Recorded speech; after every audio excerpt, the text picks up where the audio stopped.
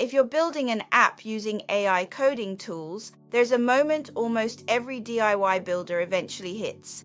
Everything is going great, the code is flowing, and then suddenly, you've run out of tokens. The entire build just stops, but experienced developers actually expect this. In fact, they use it as a signal to switch to a workflow that produces even better software. Tokens are the pieces of text the AI processes.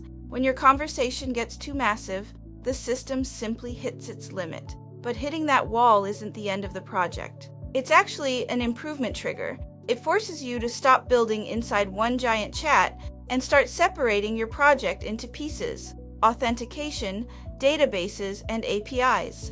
This modular approach is the foundation of professional engineering. Smaller components are easier to debug, easier to maintain, and much easier to scale. So, how do developers keep moving? They typically use two main strategies to bypass the token limit and keep the momentum going.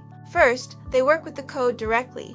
The AI handles the heavy lifting early, then the developer steps in locally to refine logic, security, and performance. Second, they connect to GitHub. Instead of storing the whole project in a chat history, the AI works with specific individual files inside a repository. This introduces version control. Every change is tracked and reversible. This is exactly how the world's best software teams build complex systems. The goal of AI isn't to replace the developer, it's to accelerate the workflow. AI generates the structure, you guide the architecture. When your AI runs out of tokens, don't see it as the end.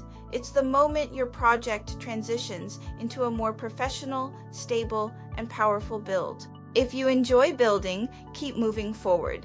And if you want a professional team to help turn your idea into a product, there's a link in the description. Happy building!